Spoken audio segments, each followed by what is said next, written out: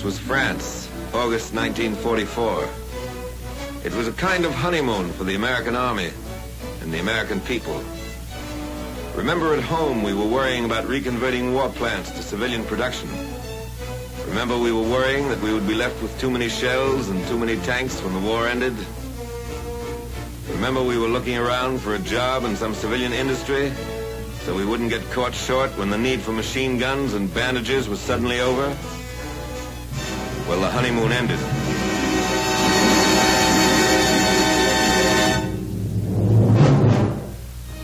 On December 16th, the triumphant cheers died down in Europe.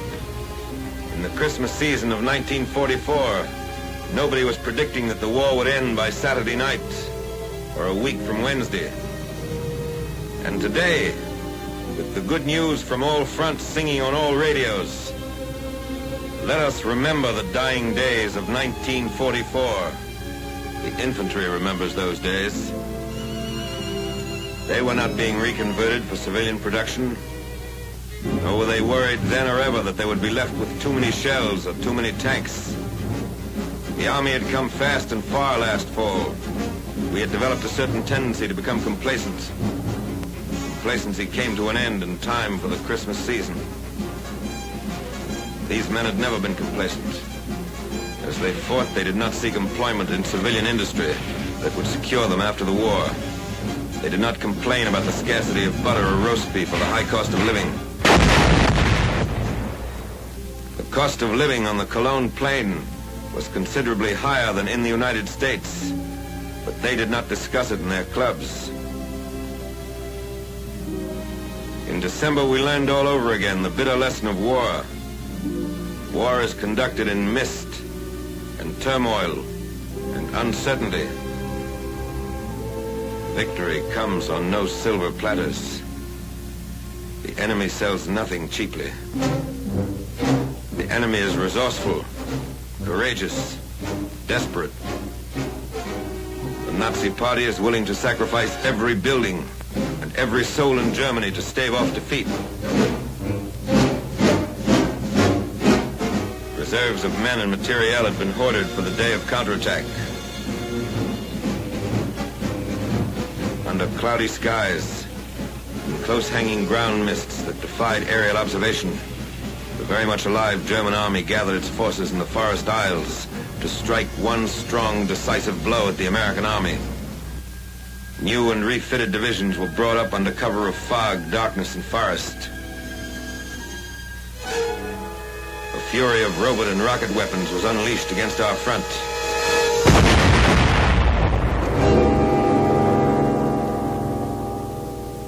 In one day, the enemy smashed through the defenses of the American First Army on a 45-mile front and was biting deep into Luxembourg and Belgium.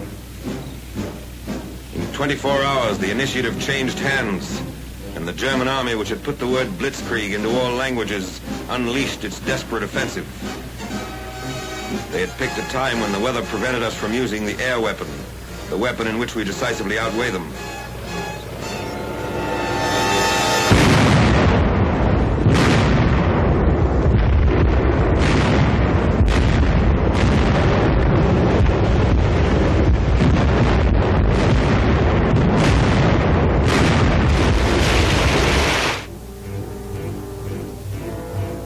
This film is being shown for the first time. It was captured from a German cameraman.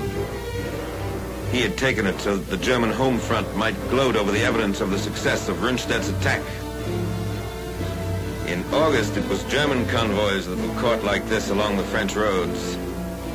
Now it was our convoys, ruined, burning where they'd been overrun.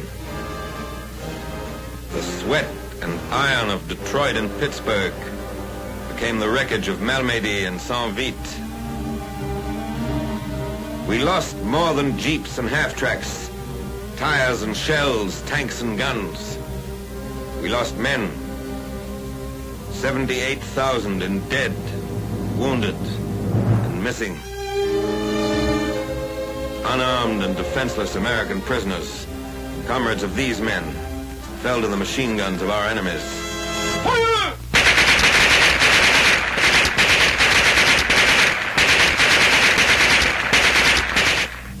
4 weeks later, their frozen bodies, hands and ankles bound, were found where they fell.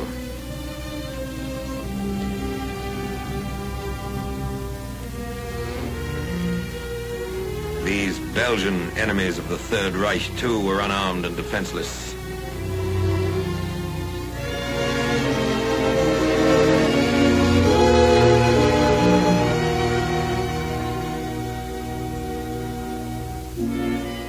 Germans smoked camels and Chesterfields robbed from American dead. And the Nazi cameraman filmed it to amuse and reassure the moviegoers of Munich and Berlin.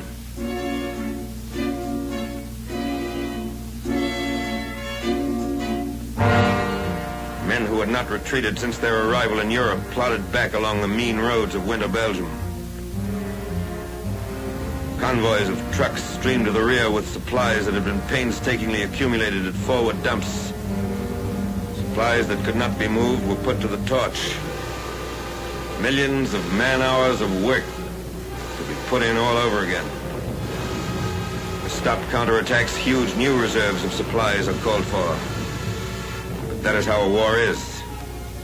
Wasteful, unpredictable, uncertain, dangerous, demanding constant wariness, constant preparation for the worst, a constant and unflagging spirit in the face of all alarms and disasters. Gallant American units, surrounded and cut off, fought in a sea of enemy armor.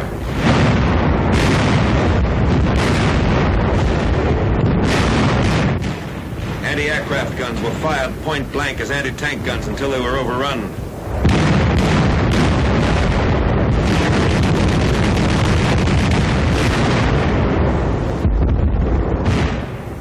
Cooks, bakers, quartermaster, and line of communications troops picked up their rifles and fought tenaciously against Nazi columns.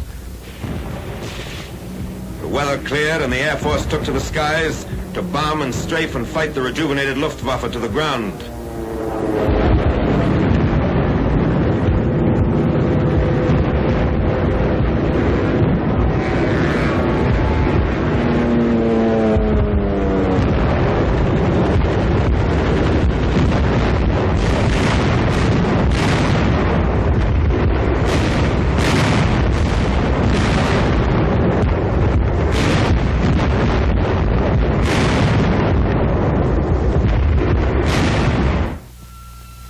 The army held in Belgium. The attack was blunted, the spearhead stopped, the Nazi columns contained and thrown back by men who had flung themselves into the breach. In the wild gamble of war, a momentary equilibrium had been gained. The cost had been great, and there were no guarantees being issued on engraved paper on the Western Front that the time of counterattacks was over. Nor, despite the great victories in the Pacific, were there guarantees being issued that there would be no counterattacks against the many islands we'd won back from the Japs. In the general uncertainty of war, one fact remains certain. The enemy is always dangerous. The enemy always wants to kill Americans. The enemy does not slack off. Is the news good from Russia? Remember the lesson of December. Has another Japanese admiral died? Remember the Ardennes forest. Does it look as though finally we can take it easy? Remember the 78,000 Americans lost in the Christmas holidays. The men in the line pay for counterattacks in dead, wounded, and missing. How do you intend to pay? What were you doing the week the German army came back to Belgium? What are you doing this week? What will you be doing next week?